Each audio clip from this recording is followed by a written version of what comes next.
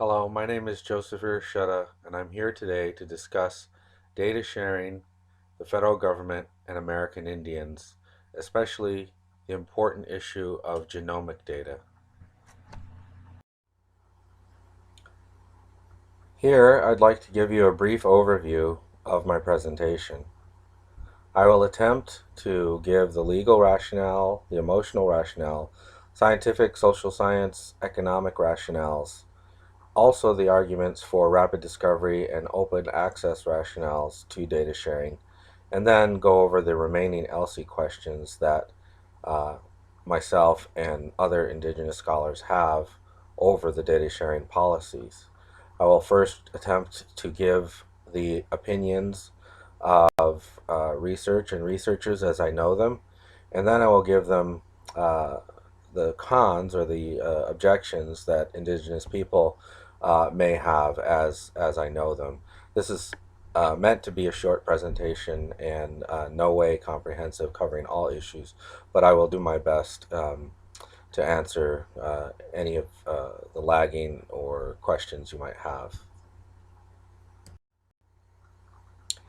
Before I begin with any rationale, I wanted to highlight how timely this issue is. Here in March 2nd, 2015, this organization put out a commentary on why public access to federally funded data is necessary and how the new standard, which lowered the grant amount for which this policy will be applied, is necessary and beneficial for the greater good of the United States and the greater good worldwide. These issues, although intelligent and altruistic and well intentioned, don't often take Indigenous peoples or peoples who have been um, historically at the bottom of the social hierarchy into account. So the legal reasoning is a simple one. Anything that is funded by public tax dollars should be open access for the general public's use. That includes individual and private citizens as well as companies and organizations. Um, and that has been a point of contention from the mid 90s. Some of you may have remembered during the Clinton administration something called Cow Fart Gate, where some congressional members objected to money being spent for methane research from herd animals and how much it might affect global warming and the overall climactic processes going on. And so it was something that was trivialized and minimized in the media in a sort of mocking tone, but that feeling or that sentiment has carried on to this day, where people demand kind of more bang for their buck and transparency for how their money is being spent. I would just add that there's plenty of things that are kept classified. The Department of Defense does quite a bit of human health research that we don't ever get to see, and I'm sure there's other places or departments within the government where we don't get to see all the data. In any case, they're requiring that tribes who get federal dollars for health research and other kinds of scientific research share all of their data. And tribes correctly believe that they're a sovereign nation and that they have the final say so of what belongs to them and what can be taken or removed from their lands. And this is reflected in this executive order from 2000, where all tribes that have a relationship with the federal government need to be consulted and coordinated with before any program goes forward. And this particular policy has not undergone that particular consultation. I've come to find out that certain people in the federal government believe consultation to be equal with notification, and tribes do not feel that notification is equal with with consultation, and demand face-to-face meetings and longer uh, discussions and conversations over this. Now, whether or not the federal government agrees that consultation uh, is meant to have the power to change directives or policies. That I'm not quite sure, but I am sure that the tribes believe that they do have that power to change and direct policies that directly affect them. Um, Part of my reason for giving this talk is that tribes need to take action and understand the difference in definition between consultation and coordination in regard to their relationship with the federal government.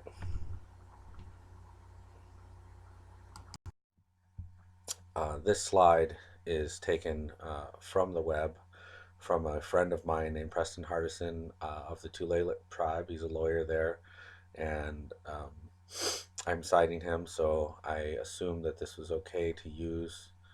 Um, it's published online, and it's titled "Taking UNDRIP Seriously."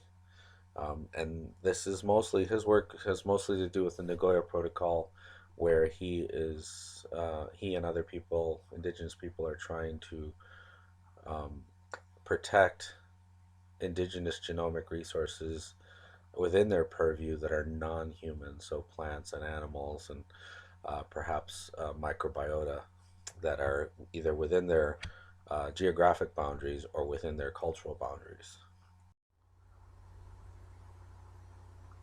This UNDRIP Article 31 represents other legal perspectives against, or at least modifying, the NIH's data sharing policy, or even private corporations' data sharing policies, is that Indigenous people have the right to maintain, control, protect, develop their cultural heritage, traditional knowledge, and traditional cultural expressions, as well as the manifestations of their sciences, namely their technologies, their cultures, including their human and non human genetic resources such as seeds, medicines, knowledge of the properties of the fauna and flora, their oral traditions, literatures, designs, sports, traditional games, visual and performing arts.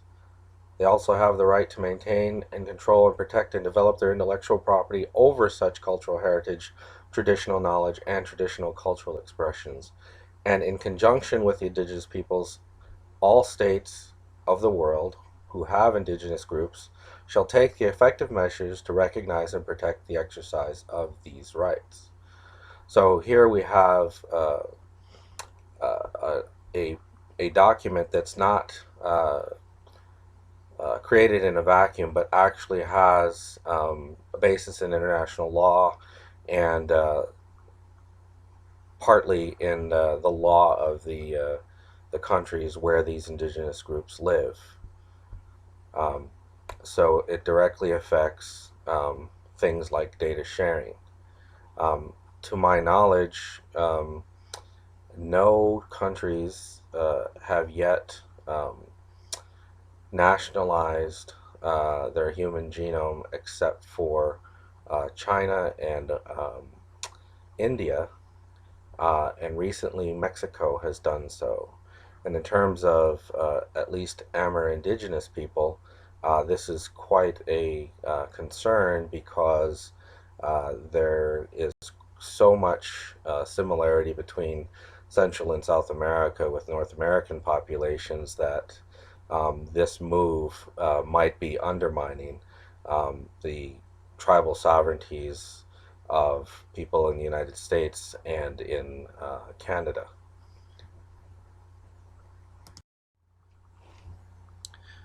As was mentioned in the previous slide, this declaration from the United Nations should not be viewed in isolation, that many of the precedents have already been set in international and nation state laws And so policies like the NIH data sharing policy cannot claim ignorance to such laws protecting indigenous resources, because it has already existed and been long-standing within the United States and other countries around the world. Um, so there should be some very quick or rapid work to satisfy um, indigenous desires and um, property rights in regard to genomics and the data, and it really hasn't happened as quickly as it should. There was a beginning of a entity at the federal level called the Tribal Consultation Advisory Committee, which I think had its first meeting in February of 2015. Um, and It's just an advisory committee to talk about how to begin the consultation process, where they're consulting 17 tribal members from 568 tribes nationally on how to begin this conversation. And what people like myself worry about is that genomics is moving so quickly, and there's so many places where tribes do not have jurisdiction, where this information is being collected and shared and disseminated, including the private sector, that by the time this consultation process actually happens, it will be too late. The point will be moot. It's also important to say that lots of Native lawyers believe that this declaration, although good, has been neutralized by Article 46, which loosely says that this document in no way can be seen or be used to jeopardize the political, economic, or otherwise integrity of the nation state where it might be used. So, in effect, this document has no teeth. This is Ron Whitener of the Squaxin Tribe. He also is an instructor at the UW Seattle. He's written several papers about this issue. In this one paper that I'm citing, he cites that American Indian tribes exercise the authority of their land base and their population as a sovereign government, and it was not granted to them by the United States, but it has been there in perpetuity. And this is in the United States Constitution, and then it is followed by a contradictory statement that the U.S. Supreme Court has stated that tribes still possess those aspects, and they're not withdrawn by treaty or statute. Um, but by implication, the federal government can change it as a result of their dependent status. He also states in the same paper that health disparities aren't going to get any better, given the history of exploitation in the past and currently, and that this kind of very special genomic um, information that is supposed to be a boon to everybody as a personalized medicine tool isn't going to change health disparity at all, if all of these other problems between the politics and the economics and the sociality, especially racism, changes between the federal government and tribes, specifically not recognizing their sovereignty or meeting treaty obligations. This is Rebecca Sosi. She's Yaqui. She's at Arizona State University. She's also written on these things. Um, and she comes at it from a uh, cultural perspective, uh, recognizing that indigenous people have unique considerations that do not fall in line with individual property rights, do not fall in line with um, secular rights, but have more to do with spirituality. And the United States refuses to act on such things because there's a separation of church and state. However, since many Indian tribes are sovereign nations, they can choose to um, make those bans on those grounds. But she actually argues that that's not what they're doing, that the native spirituality is fundamentally different from Western religions in that they have to, um, they basically encompass their entire lifestyle. There is no separation between secular and the spiritual, and that they see a sacredness in a whole different manner, more akin to what the United States legislates when they protect the uh,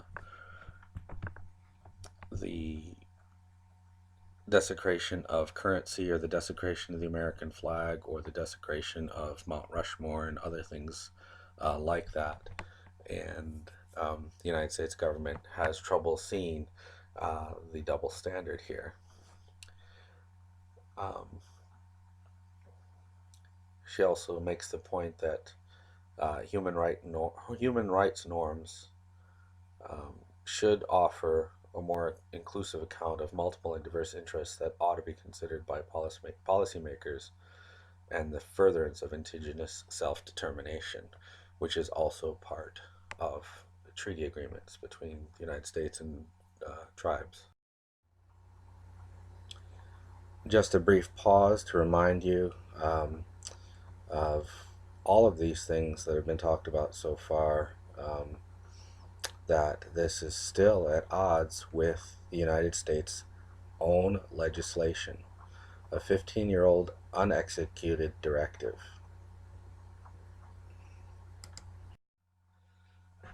So the emotional reasoning um, that researchers give, especially public researchers, is that the endeavor is altruistic and that it will be good for everybody, and that since it is so expensive, genome research is so expensive, and it is so important, and it takes so much computer power and manpower to analyze all this data, that the more eyes looking at it, the more free the data to travel electronically and such, that the better it off it'll be for all people, and the faster it will provide relief for those who are suffering, especially in rare disease cases. Um, However, a counter emotional reason by many Native Americans, including myself, is that there has been tremendous historical trauma in Native populations from Alaska all the way down to the tip of South America, and that wound is still open. And for many of us, it's a daily existence. Um, I give a few examples here. One is the Treaty of Fort Laramie for the Sioux in South Dakota and North Dakota and Minnesota, um, where there was a treaty made um, shortly after the Battle of Little Bighorn, and that treaty was quickly abrogated when gold was found in the Black Hills. And back then, the headline was, well, we are going to make the Sioux either sell or they will starve. And that was basically the tactic that was employed um, to get them to capitulate, or at least go onto the reservations and stop fighting the American government. Um, so several times since then, the American government has tried to make some sort of restitution or sales agreement for the Black Hills, and these tribes, the Lakota, Dakota, and Nakota, have rejected the offers in unison. Um, the government says that the holdings and the things that have come out of the Black Hills are only worth $1.4 billion. Some people have estimated at $340 billion. But if you just calculate how much gold was taken out of there in today's dollars, that's $74 billion worth of gold. If you move to the next example, the Dawes Act in Oklahoma territories, in 1887 was a legislation put forth to try and civilize Indian tribes and allotted lands to each person. Um, and that land um, became fractionated as a form of mandated inheritance between the heirs of the original owner. So that was partly um, the problem. There was a trust relationship that the federal government failed to uphold as far as taking care of all of that, keeping track of that, and making sure that any white ranchers who leased that land uh, paid into the federal coffers, and then those coffers were then distributed out to the individual Indian families. So that's one problem. That's what the Cobell Salazar addressed. To the tune of $3.4 million. But again, the estimations are much higher. One value that I found was $176 billion.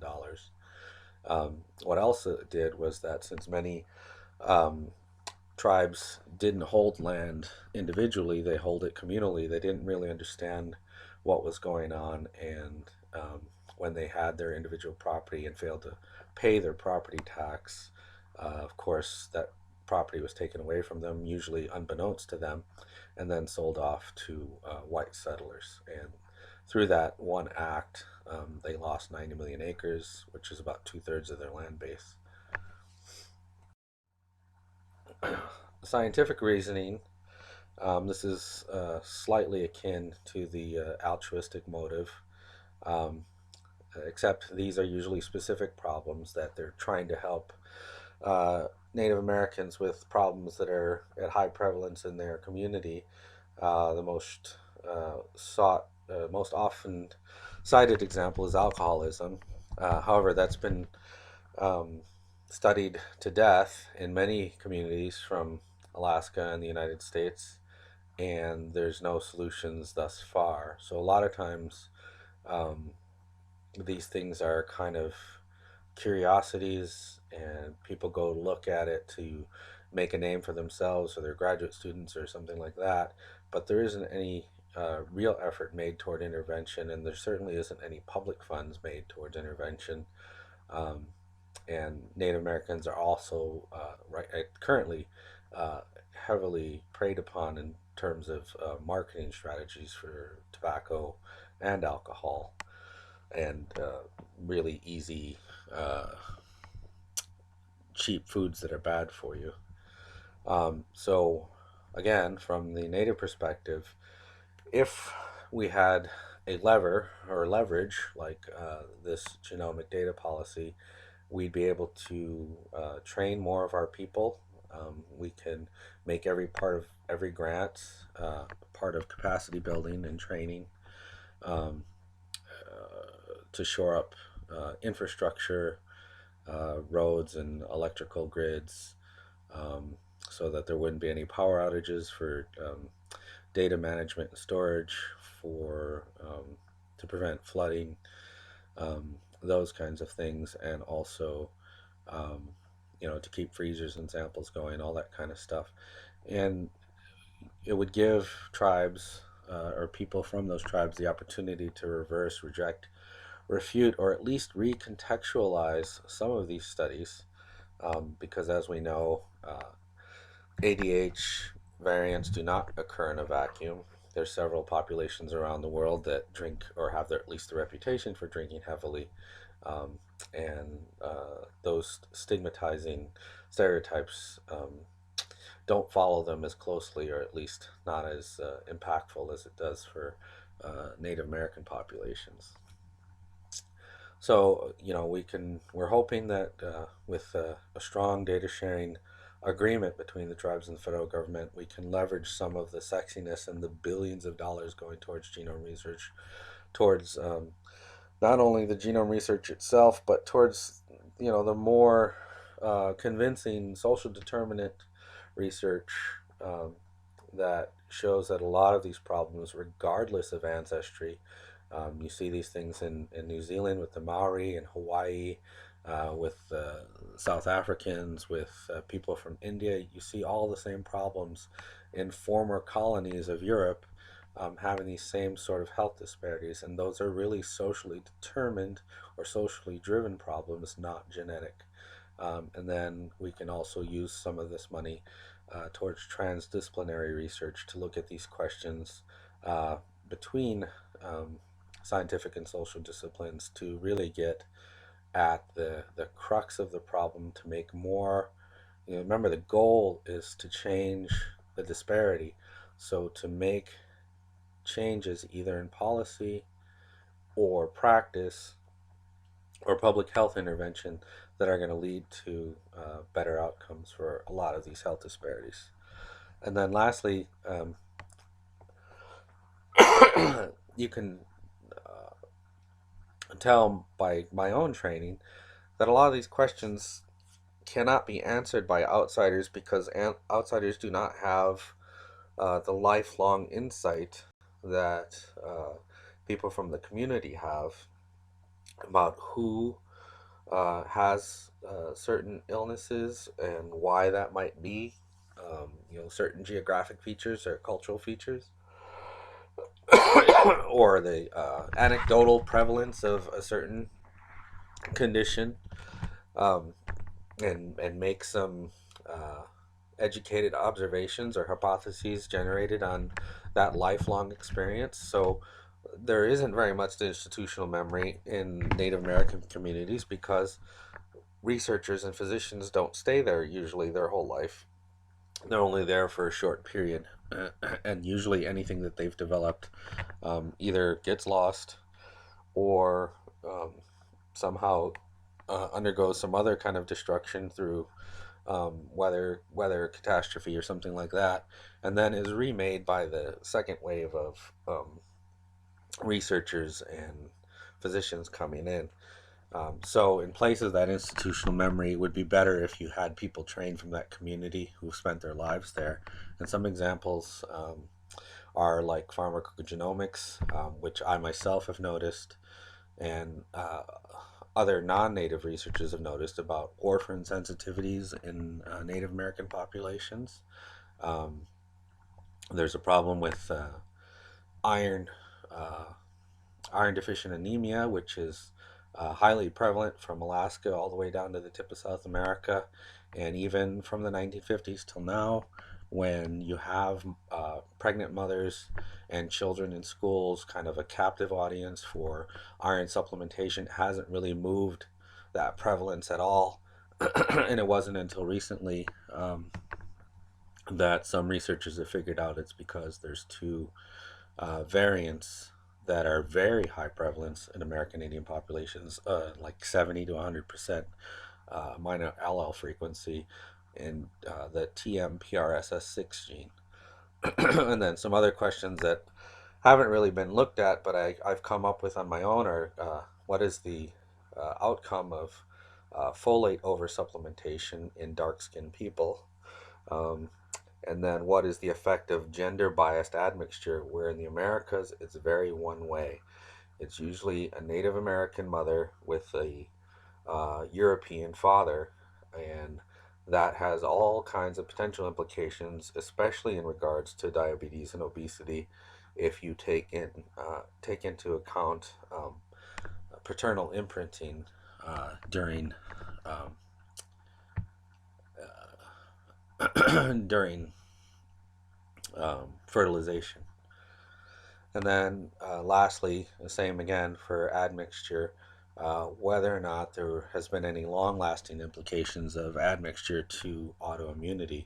If you have a population like Native Americans who have a very aggressive humoral response, the first response, or innate response, and then combine it with a European uh, response that is more uh, skewed towards the adaptive response, would you see a condition like rheumatoid arthritis or scleroderma or lupus, where you have a very quick and strong response to an antigen, but then never gets turned off?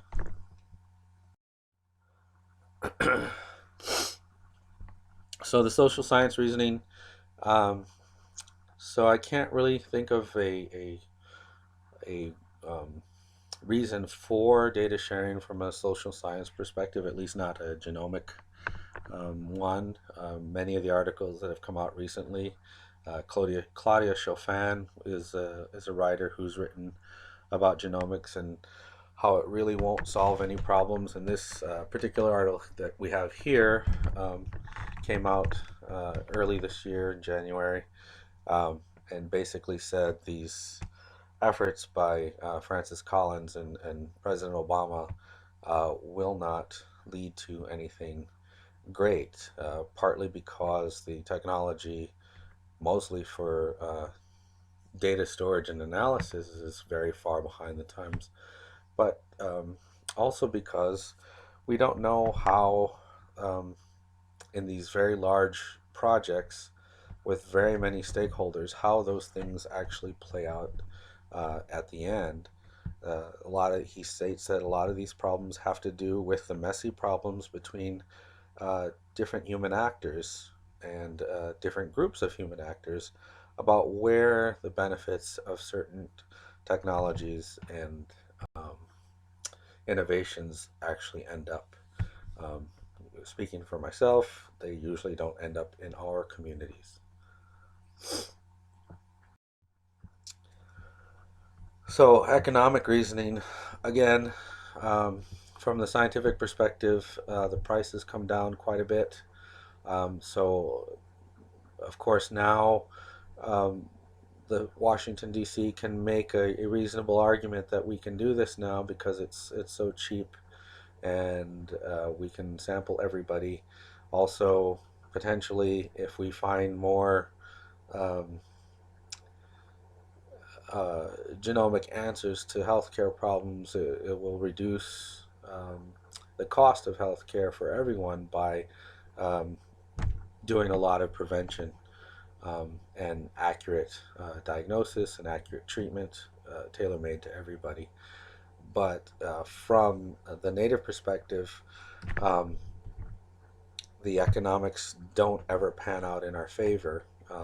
One particular example is the pet rock phenomenon, where you take something that seems worthless and you market it to people as a novelty and make it seem like it's really worth something, which to some degree has been done with genomic information. You know, overselling the promise of genomic healthcare. But then the other thing is um, developing something, say a rock or a mineral, into something useful. You know, in the past, the particular sands or clays that they used in the fracking process were worthless. But now, because of the fracking industry, they're very highly sought after, and there's geologists going all over the world looking for just the exact composition and size and um, lubricosity of certain sands and clays to use in the fracking process, and they all of a sudden become valuable. And the same thing can happen for genomic information. Right now, during the collection phase, since nobody knows anything, often what researchers tell Native communities is, you know, we don't know. It's probably not going to be worth anything, or it's not going to. It's going to be one small part of a larger picture, so you can't really put a dollar value on it.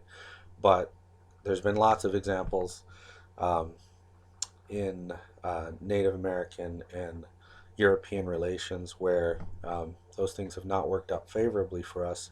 If you go to the bottom of the slide where we talk about pharmaceutics, most recently Taxol, a big cancer drug, was found because the right people asked the right questions to Native communities in the Pacific Northwest about what they thought could treat cancer, and it was the inner bark of the Pacific yew tree. And most of those trees are gone now. They've been cut down to harvest for Taxol. Now they can make the drug in the laboratory, but the trees are gone, and not one Indian tribe or person of an Indian tribe has gotten any money for that discovery, and yet Taxol is still being used and saving many, many lives. And I would argue that they're not saving lives in the American Indian community because the way IHS works, um, they won't pay for certain things like that. Um, you know, if it's not um, above a certain level of success, a lot of times they won't refer patients out for those kinds of things.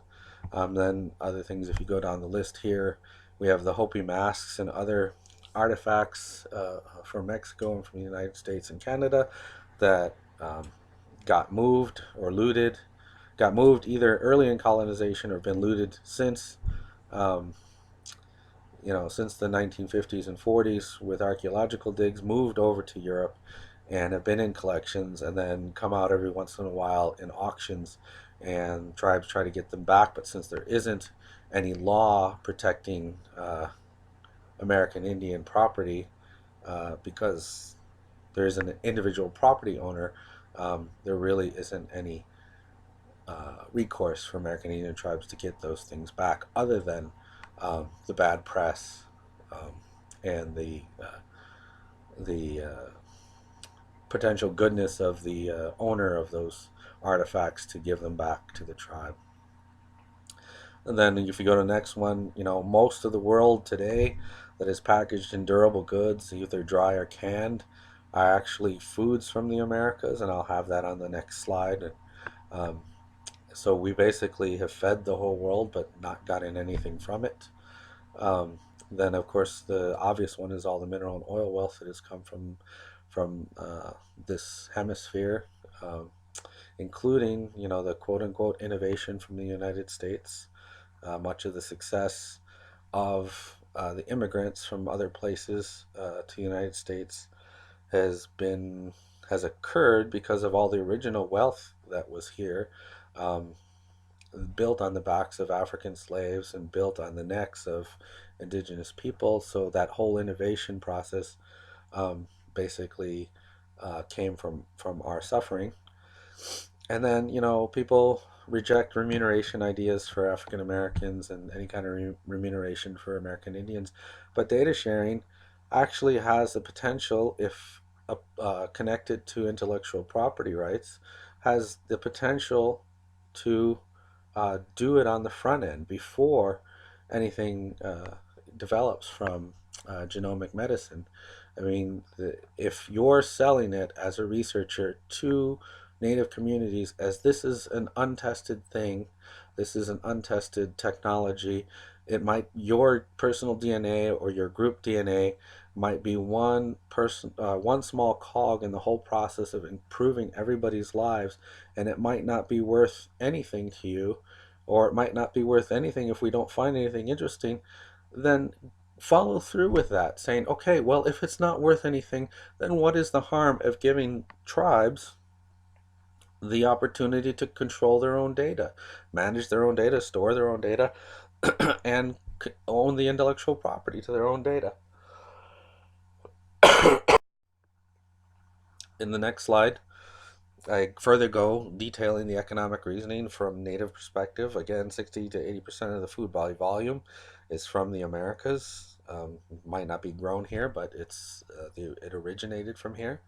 13 of the top 50 most valuable crops grown throughout the world have Native American origin. 7 of the 25 most valuable crops. Now look at the numbers here: 1.8 and 1.5 trillion dollars per year. This is per year. And 4 of the top 10 by tonnage, so 6 billion metric tons.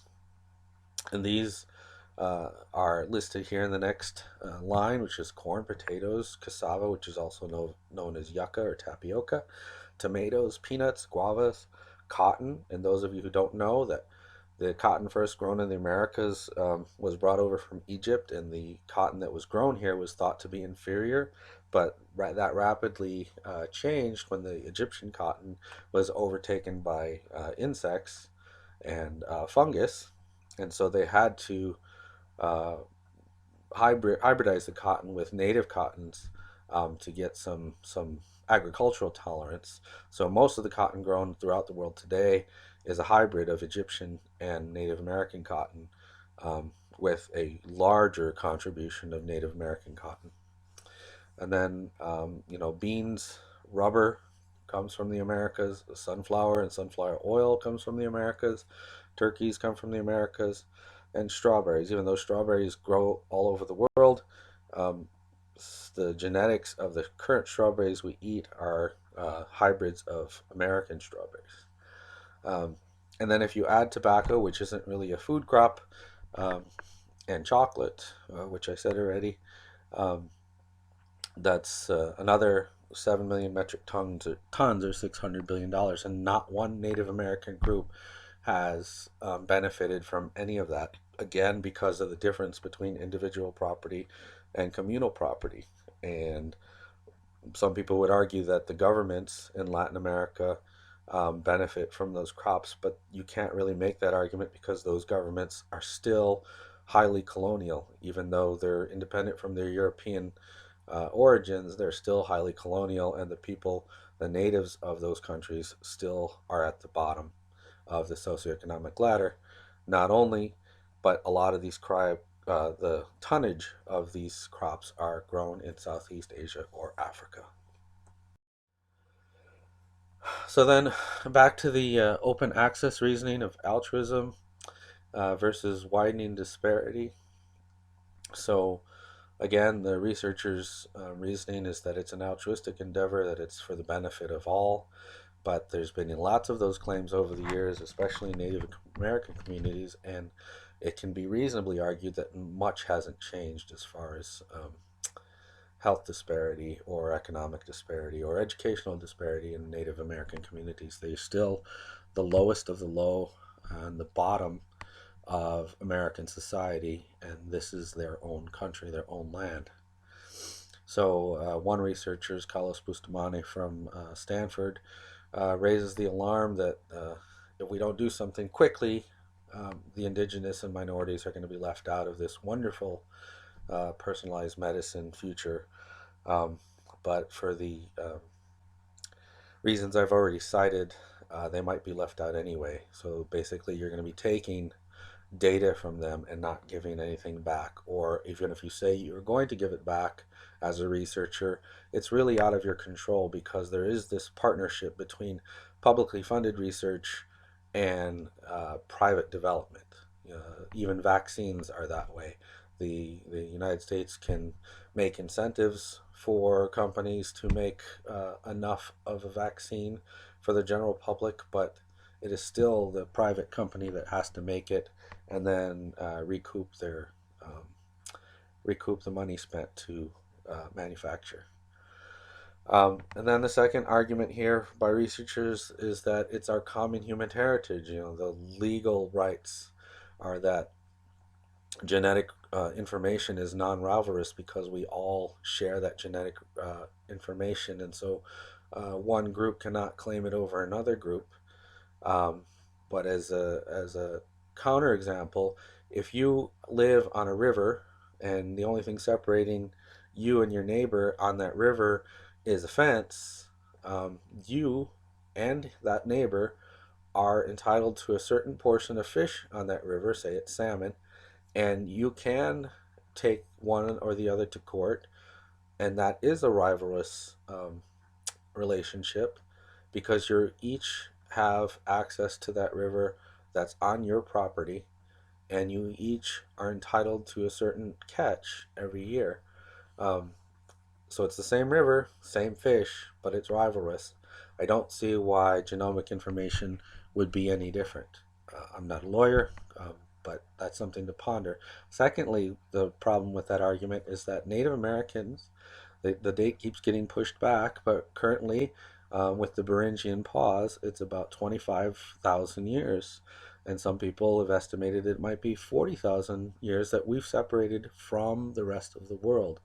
So, whatever genetics that we shared with the rest of the world, our common human heritage, was broken 40,000 years ago and has changed to adapt to uh, North America and South America, which no human or even humanoid or ape or primate has seen for 25 million years. So all those adaptations are new.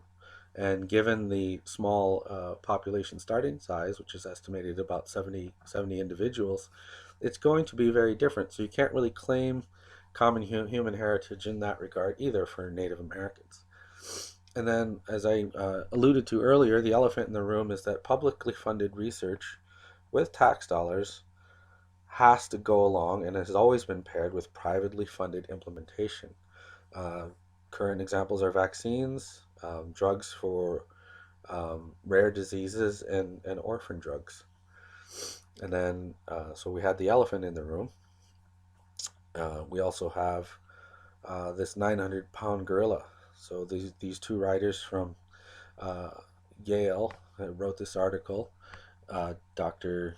David and Sheila Rothman said that there's nothing you can do about it, that private companies and biotech companies, pharmaceuticals, will do whatever in their power to bring their products to the physicians' offices, um, to direct to market genetic testing like 23andMe, to their consumers through advertising. And it doesn't matter what it is, if it's what we're talking about with precision medicine, or if it's um, uh, health recommendations based on a database of known genetic, pathological, or um, harmful variants, or if it's genetic modification of some kind.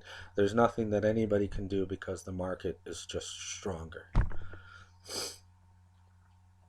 So this is again a reason for natives to be afraid of sharing their genetic data, is that in face of the elephant in the room and the 900-pound gorilla and their heritage being significantly different from the rest of the world, that they will not be able to control and they will not benefit from genomic research. Again, to go further with this altruism versus widened disparity on the left, you have what we assume will happen with this technology, that we'll have this normalized curve where almost everybody will benefit. But unless things on the right change, if you look closely, it says racism, poverty, policy and law decisions, education level, capacity within the community to uh, operationalize and implement these um, technologies, and then a tremendous head start that Europeans have economically, and Europeans have as far as research and academic literature goes, that what's more than likely is that any benefits coming from genomic research is going to be highly skewed towards European populations. So then, this is a short thing about ethics, consent, and disclosure as far as the policy of data sharing. Um, it's come to our attention in the Strongheart study that not only are journals enforcing a publicly available database in regard to any manuscript that's submitted for a publication, but also private funding agencies like the American Heart Association is also instituting the same policy, and they do not know of or are unwilling to hear the specific um, concerns and obstacles that different tribes have about data sharing. They just will not. Basically, they will not capitulate to tribal wishes. So, in that regard, it's very unethical because data sharing is coercive. And part of the Belmont report says that nothing in research should be coercive. So it's basically, as back to the example of the Black Hills, it's sell or starve. And so I've heard this on several occasions from different researchers in the community, is that we can't leverage genomic data against um, funding, because then we'll get nothing. And my argument is, well, you get nothing now practically. IHS is funded at 2,000 per person compared to the 5,000 per person the rest of the country's funded at. So um, I would say you you should take the stance that you can take now before you can't take it anymore. Also, what's funded in genomic research? NIH has a strict policy against training. They pay for the reagents, and they pay for the uh, machinery to do the research, and they pay salaries for the researchers, but they don't pay for any capacity building. They say that that's not their um, it's not their mission. That's mission for other um, departments in the federal government. But most of this funding, the other departments are very underfunded. Most of this funding is going towards genomic research.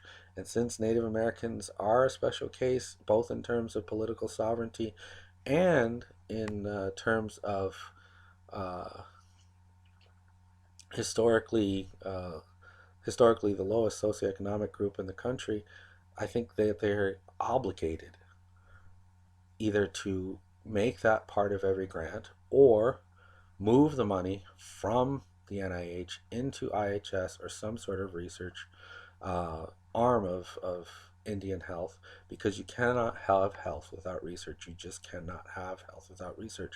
You cannot do surgery or learn about surgery until um, people started doing it on cadavers and animals. You just can't launch into something without knowing.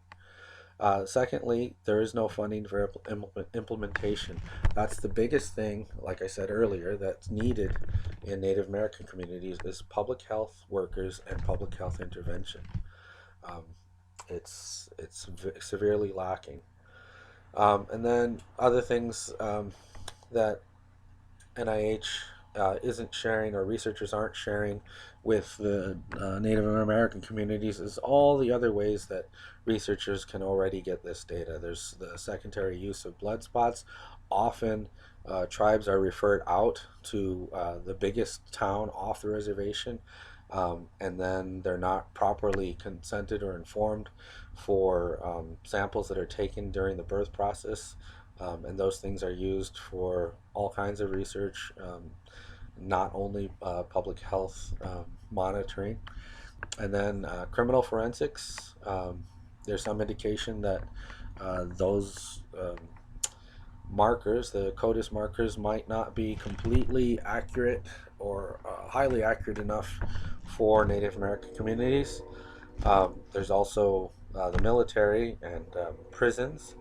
And then the biggest one, which I think is tremendously unethical, is getting genomic data from Latin Americans, specifically Mexican Americans in this country, and statistically um, sorting out the European portion to get at the Native American portion of the genome. Um, Also, right now, currently, NIH is only interested in data sharing for genomic data. There's huge epidemiological studies that have all kinds of information, phenotypic data, and lab values, and geographic information, family size, all that kind of stuff, and they're not requiring that that be shared. They're only interested in the genomic information. So that makes Native American communities highly suspicious. Next is they're not really, they want everything to go into dbGaP, and they're not giving tribes alternatives, what would be acceptable. The language is a little bit vague, and there are smaller consortia, genomics consortia that exist. There is the IDASH um, program that would allow certain information to be um, shared electronically, but would be highly protected, that tribes could make use of. And then tribes can either join together and make their own consortia, um, or join some sort of semi-private consortia to protect it. As I said, usually communal ownership's not recognized, but if you can make it a corporate endeavor and semi-privatize it, they would have more say so over their data. And then lastly, who benefits from this right now, at least in the United States and Western Europe. There is a moratorium against patenting any human genetic information, but Myriad has successfully pitched their BRCA 1 and 2 testing in Australia and won a patent there in that country. And then there's the sticky wicket of synthetic biology. If you come up with an idea from human genetic information, or even use segments of genetic code from a human and then put it into a synthetic system, is there any protection there or any intellectual property there? So, not all federal agencies have such strict policies. The National Science Foundation does some research with Native American communities, mostly on ancient samples. They do some modern samples as well, but they're usually more for identification purposes of allowing unidentified or unrecognized tribes to get state or federal recognition. Um, and I happen to work for one of those grants. It's this grant, the summer internship for Native American genomics at the University of Illinois, Urbana-Champaign. Ripon Mahi's the primary investigator there, and we're trying to, over the last 5 years, we're trying to educate as many young Native scientists as possible. We invite undergrads, graduate students, and community members to attend. They have to apply every year. We take about 13 to 17 students every year, and we run the gamut. We do wet labs and hard science and statistics, and we also talk a lot about the ELSI component of genomic research in Native communities. So, uh, part of the negotiations for data sharing and doing appropriate genomic research within U.S. Indigenous people is that there's not enough expertise. But these are some of the people that I know and have worked with around the country. And although they might not agree with everything in this presentation, they agree with parts of it, and they are scholars. Um, most of them are Indigenous, a few are not. But we do have some very good non-native allies helping us with all these issues. So this is just a small subset of people that I know and work with that do this kind of work and are working towards it. So there is considerable expertise out there now, and growing year by year as more American Indian physicians and PhDs graduate from American universities. And on the next slide, I'll show you a longer list of people who do some of this work and are helpful but also critical of the way it's proceeding in American Indian communities, both federally recognized and non-recognized indigenous groups in the United States. One that's not a genome scientist, but Kim Tallbear, who writes extensively about native identity and genomics, you'll find on the next slide. Here's some more names for uh, Native American lawyers, and some for that address the societal, cultural, and ethical questions. And here's some more names that in papers for the actual genomic scientists.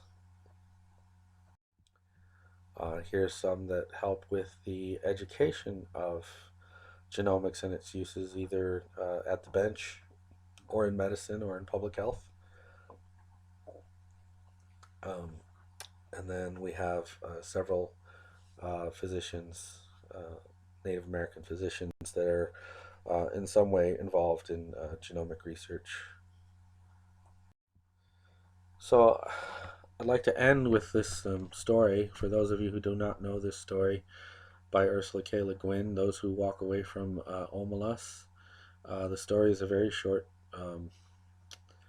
story, and basically it describes a future utopia where there's no crime, there's no poverty, um, there's no health problems, and it's a little bit metaphysical in that they don't really describe how this is achieved, um, other than there's a sacrifice made by one of their number, and so everybody who is in the society at some point has to make a decision if they are okay with that sacrifice, and they stay within the group, or they choose to walk away based on ethical and moral grounds. And so the society is perfect, and children in grade school around the age of 10 or 12 um, get taken to a basement, and they see a closet and the door is opened, and inside the closet there is a child